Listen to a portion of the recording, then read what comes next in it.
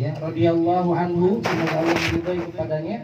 Kuntu khalfan Nabi, aku pernah berada di belakang Nabi sallallahu alaihi wasallam yauman, pada suatu hari. Faqala, kemudian Nabi bersabda, ya gulam, wahai sang remaja, wahai anak.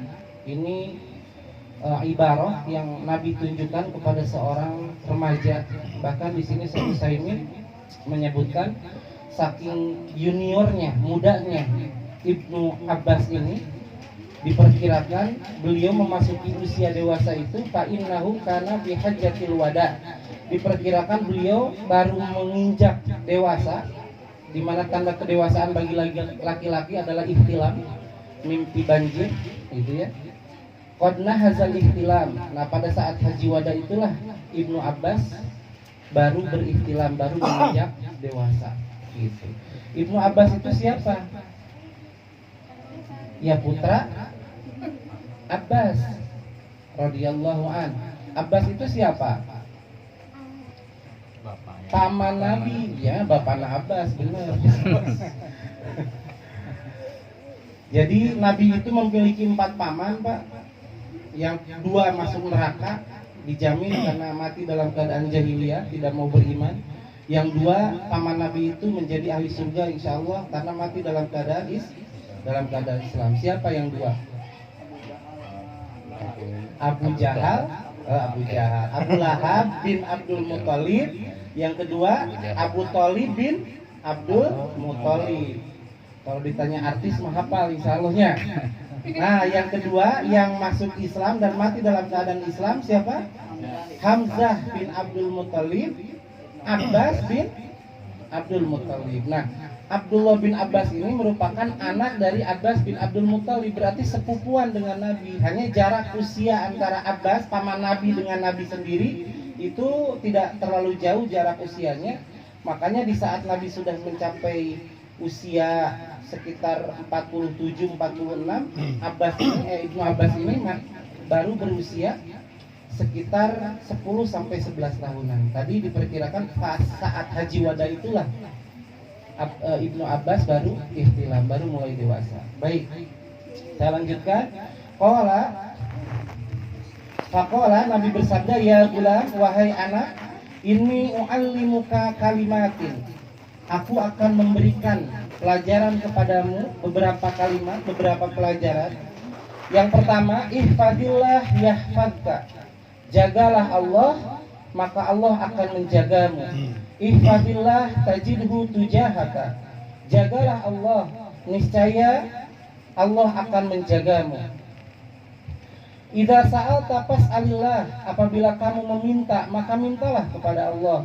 Wa idza sta'anta fasta'in billah. Dan apabila engkau meminta pertolongan, maka minta pertolonganlah kepada Allah. Wa'lam, dan ketahuilah, annal ummata law ijtama'at ala ayyan fa'uka bi syai'in lam yanfa'uka illa bi syai'in qad katabahu Allahu lak. Andai seluruh umat ini bersatu padu untuk memberikan manfaat kepadamu dengan sesuatu, maka tidak akan bisa memberi manfaat kepadamu sedikit pun kecuali hal itu telah Allah tetapkan untukmu. Wa ini tama'u ala ayyadurruka bi syai'in lam yadurruka illa bi syai'in qad katabahu Allahu alaik. Dan andai seluruh umat ini bersatu padu untuk memadorotkan kamu dengan sesuatu, niscaya tidak akan ngepek kalau Allah tidak menuliskan hal itu kepadamu. Rufi'atil aqlam, pena-pena telah diangkat, wajaffatis suhuf, dan lembaran-lembaran telah kering. Rawahu Tirmidzi, diriwayatkan oleh Imam Tirmidzi, wa qala hadisun hasanun sahih. Dan Imam Tirmidzi mengatakan hadis ini hasan sahih. Wa fi riwayatin ghairi Tirmidzi, dan di dalam hadis yang lain yang diriwayatkan selain oleh Imam At-Tirmidzi, hadisnya hampir serupa, di mana Nabi sallallahu alaihi wasallam bersabda, ihfadillah, jagalah Allah, tajidhu amamak, niscaya engkau akan mendapati Allah ada di hadapanmu. Ta'arraf ilallah firraha, berupayalah untuk mengenalkan dirimu kepada Allah di saat lapang.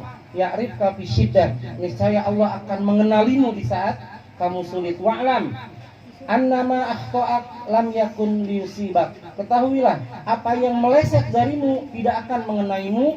Wa ma asabak lam yakun liyukhti'ak, dan apa yang mengenaimu pasti tidak akan meleset darimu.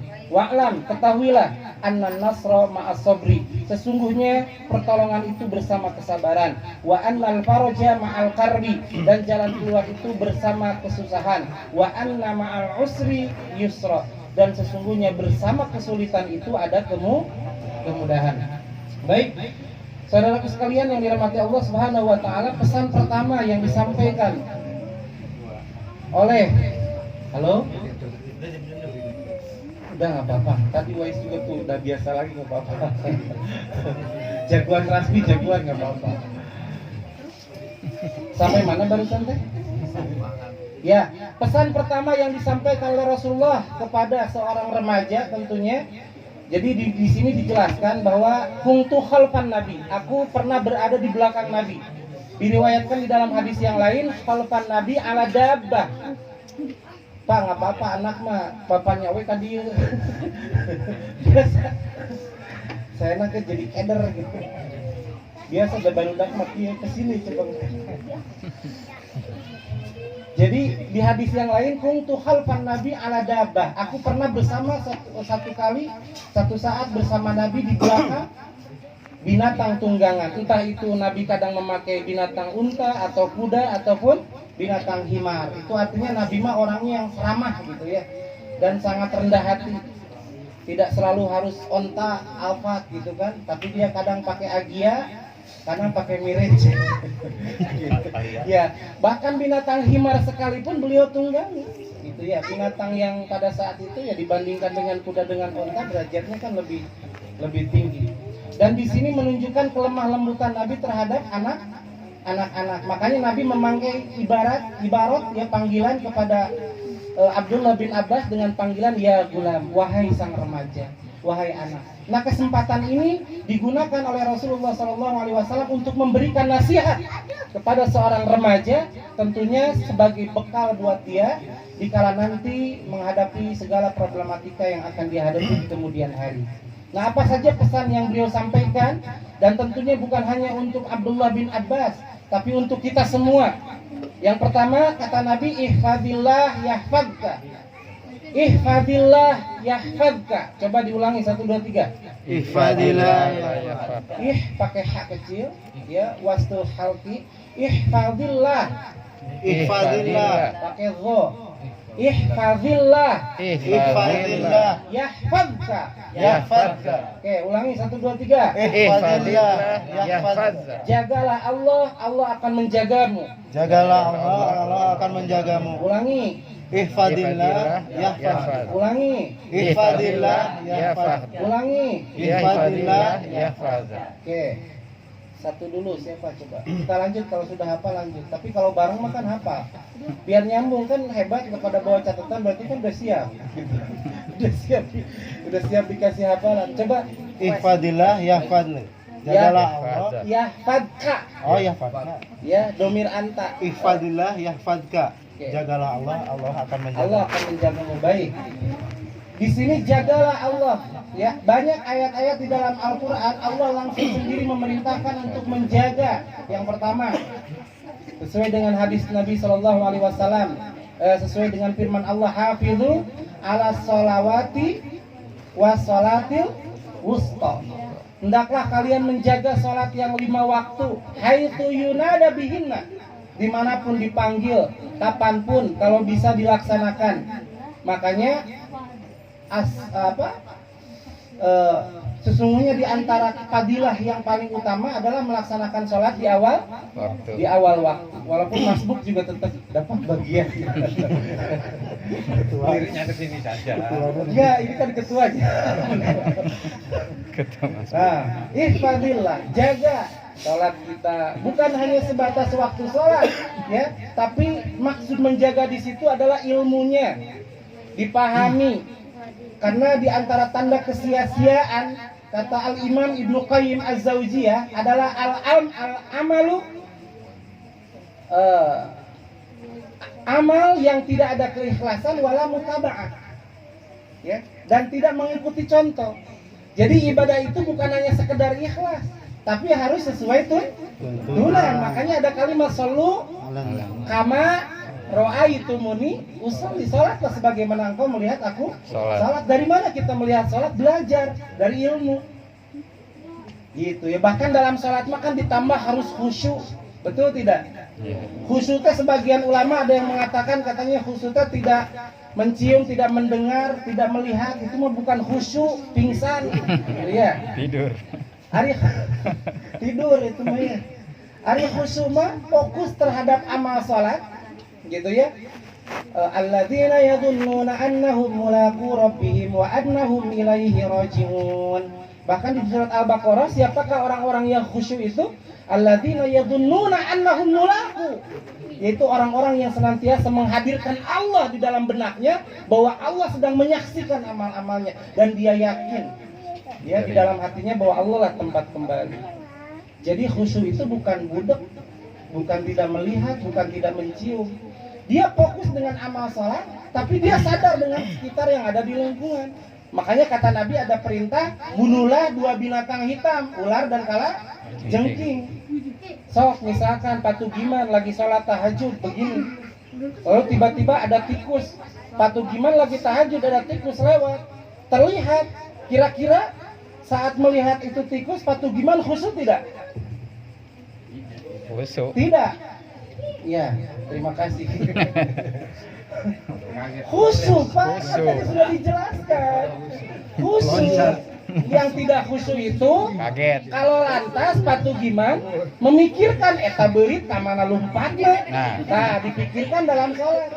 Itu tikus kemana larinya. Nah, itu baru tidak khusyuk. Gitu ya. Ada anak nangis di belakang. Ngek gandeng itu lagi sholat. Terdengar sama Pak siapa? Pak Parman, Pak Nurdin.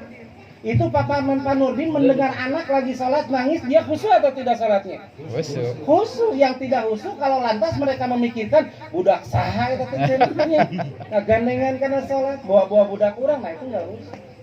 Gitu. Jadi khusyuk mah fokus terhadap amal sholat, bukan tidak melihat, tidak mendengar. Makanya itu menjadi dalil buat kita, bantahan bahwa gerak berapa kali, 3 kali katanya tidak sah sholatnya. Iya, Pak.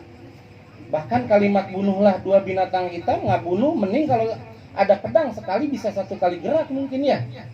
Tapi kalau misalkan pakai rotan, jangankan contoh ular lah, ada kodok misalkan gitu kan lari ke nenek, nih ada kodok. Saya tambah batal baru, soalnya ngomong kodok gitu kan ya. Jadi segala sesuatu yang bisa menghilangkan, mengganggu kehusuan maka harus ditiadakan. Makanya ada hadis nih Pak, la sholata liman hadratit ta'am, tidak ada sholat bagi mereka yang sudah dihadirkan makanan. Sekilas Nabi seakan-akan lebih mementingkan makanan daripada sholat.